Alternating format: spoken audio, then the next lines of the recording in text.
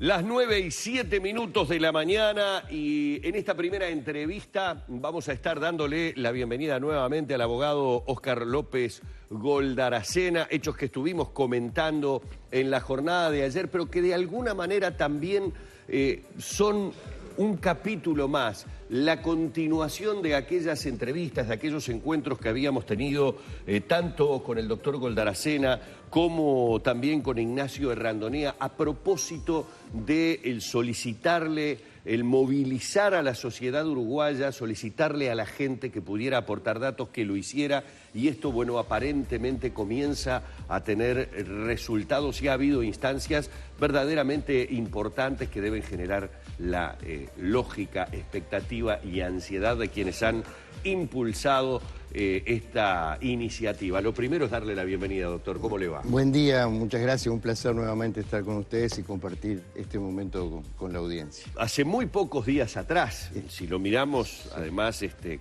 con el prisma que da el tiempo de la historia, es prácticamente nada. Estuvimos hablando tanto con Errandonea como con usted de movilizar un poco, de conseguir de una buena vez por todas, bueno, el sinceramiento, los datos necesarios como para poder dar algunos nuevos pasos que parecería ser, bueno, han dado resultado por los hechos de las últimas horas. Sí, vamos a recapitular un poco como tú mencionabas, y a mí me gustaría retrotraerme incluso al año 2008.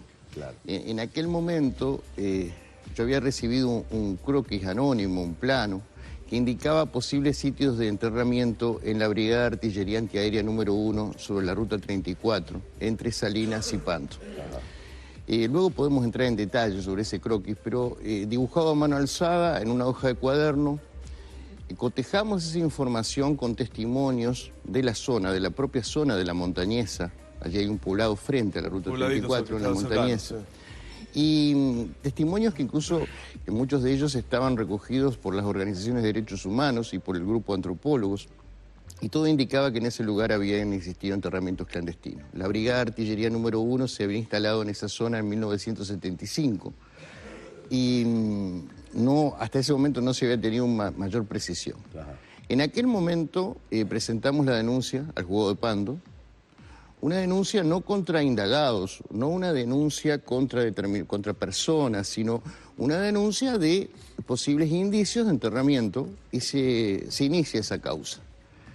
Se produce el relevamiento del terreno, se realizan excavaciones. Es muy difícil con un plano a mano poder determinar exactamente los lugares. Yo recuerdo que hubo una cobertura muy importante del canal. Las excavaciones terminan con un informe del equipo de antropólogos. La zona donde se excavaron en varios lugares, pero había una zona contra una cañada, que era un lugar que había marcado posibles sitios de enterramiento. El expediente quedó a la espera de nueva información, y ahí es donde enganchamos con lo que ustedes comentaban recién en las entrevistas anteriores.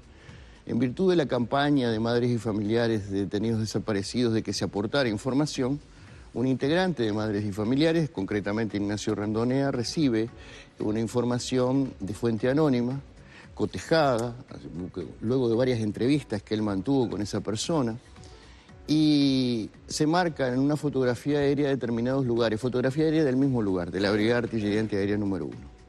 Cuando ponen mi conocimiento de esa información y se coteja con el croquis anónimo que había dado mérito a la causa, increíblemente los lugares son muy similares, pero mucho más precisos.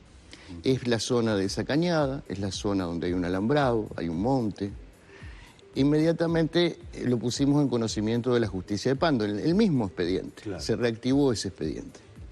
Y aquí es que debo destacar la profesionalidad, la rapidez y la eficiencia de la respuesta del sistema judicial, no solo del Poder Judicial, del sistema judicial que involucra a los fiscales. Y la denuncia tenía 2 semanas, en realidad. Sí, fíjate que yo creo que fue en noviembre que nosotros presentamos esa nueva información. Inmediatamente la doctora Isaura Tórtora, el fiscal, el doctor Pablo Rivas, el actuario del juzgado, que ya había participado en aquella época en las excavaciones, el doctor Daniel Pérez, activaron una pequeña indagatoria. Analizaron el expediente, se reevaluó el expediente, se mantuvo entrevista con con la licenciada la licenciada Alicia Luciardo, que es la coordinadora, la actual coordinadora del grupo de antropólogos y el equipo.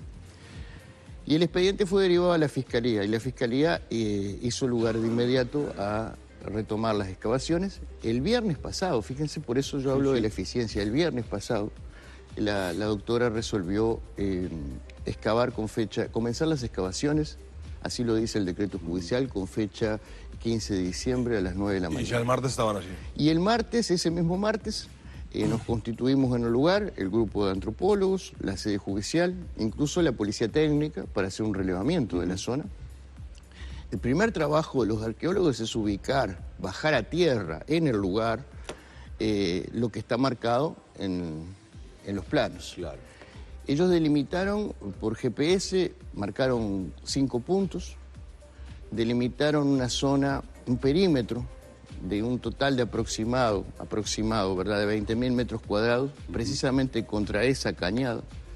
Y yo los acompañé y puedo decir que es en algunos lugares intransitable. Es un monte muy espeso. Hay que desmalezar ahí, ¿no? Hay que desmalezar. Ahora vamos a ver, pero va a comenzar una nueva etapa que es... Está ayudando Canelones, me decían, con La maquinaria. Intendencia Municipal de Canelones, incluso destaco, la Comisión de Derechos Humanos del Gobierno de Canelones estuvo presente en el momento que nosotros ingresamos, no ingresaron con nosotros, pero estuvieron presentes, comprometieron su apoyo en materia de maquinaria, sobre todo en materia de... Se van a necesitar desmalezadores, se va a necesitar una pala con oruga. Es decir, hay una cantidad de trabajo técnico ahora que comienza en lo que sería científicamente la preparación del terreno.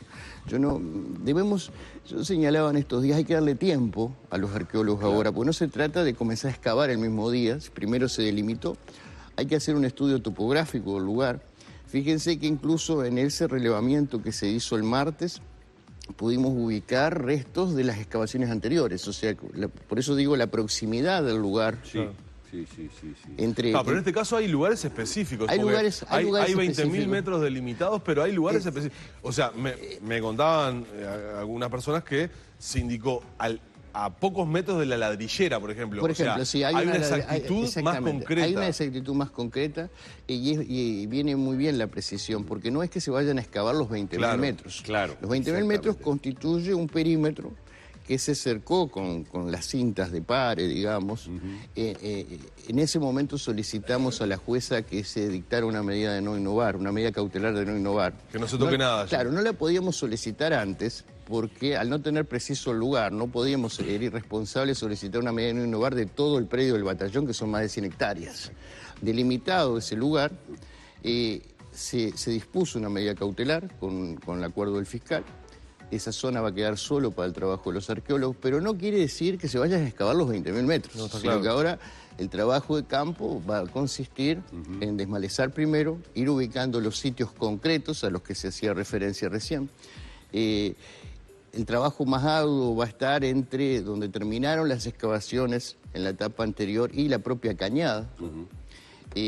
Hay que tener en cuenta que la vegetación del lugar ha cambiado. Claro, o sea, han pasado muchísimos años. Incluso ha cambiado desde la última vez que estuvieron trabajando el equipo de arqueólogos. Digo, los montes vuelven a rebrotar.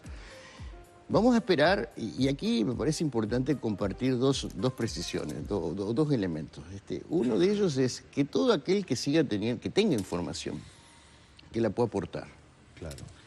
Y se puede aportar de muchas maneras, no solamente por la vía de la fuente anónima. Yo no descarto, y lo estuve conversando con la jueza, existe la posibilidad en el Uruguay de que un testigo declare como testigo protegido con absoluta reserva de su identidad.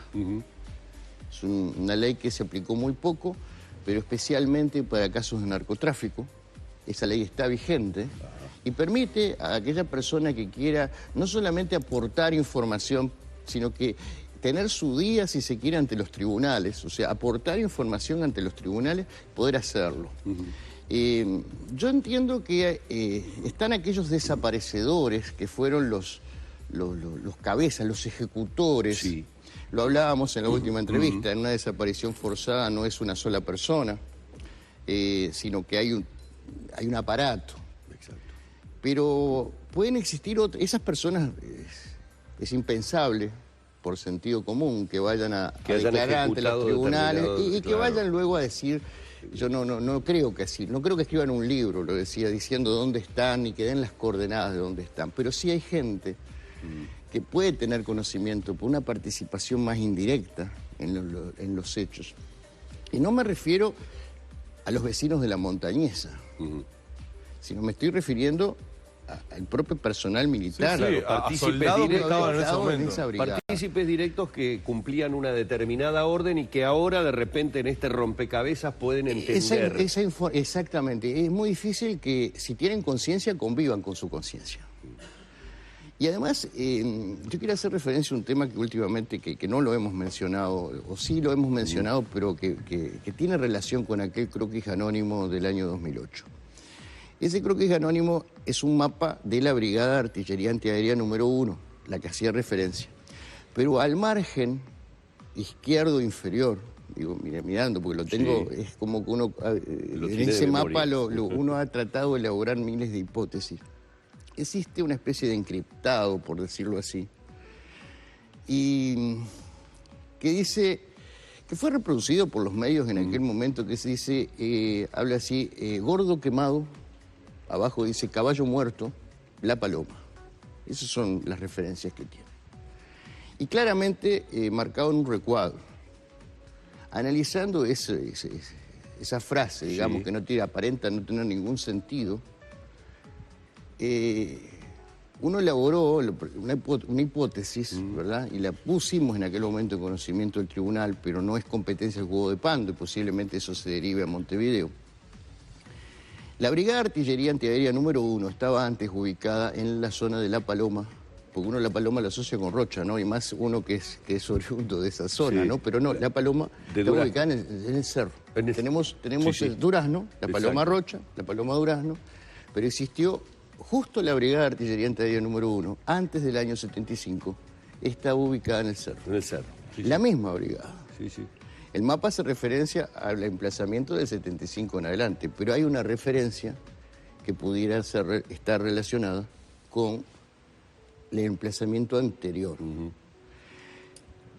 Esa referencia gordo quemado puede hacer referencia a una persona desaparecida. Y en La Paloma, en esa Brigada de Artillería Antiaérea número 1, antes del 75, hay sí testimonios de personas desaparecidas. Yo no quiero adelantar, sería absolutamente irresponsable adelantar nombres, ¿verdad? Pero no hay más elementos que esos, y es el único testimonio que existe sobre posibles sitios de enterramiento en la zona del cerro. Oscar, ¿y por qué ustedes tienen el dato, o por qué se llegó a la conclusión de que podrían ser 4 hombres y una mujer? Eso fue manifestado por el informante, por la persona que proporcionó la información. Es el informante que lo dice. 4 en un enterramiento. ¿En el 2008 cuando se estuvo trabajando? No se hizo, en el plano no se hacía referencia a ningún tipo de quién podría estar enterrado, ni cuántos, ni nada. Y yo insisto, a mí no me gustaría anticipar ni elaborar otros escenarios a futuro, sí, de que si hay información que aporta indicios, esa información cotejada con testimonios, cotejada con otros indicios, cotejada con la propia información que en su momento recabó el grupo de arqueólogos, el grupo de antropólogos, con información que existe en otras causas judiciales, ¿verdad? La única manera de despejar dudas es excavando. Yo creo que el ámbito natural incluso de la investigación, que no hay otro, es el sistema judicial. Me refiero al sistema judicial. Si frente a un indicio de un delito, un posible enterramiento, vaya si esto es un crimen, ya más que delito, es un crimen.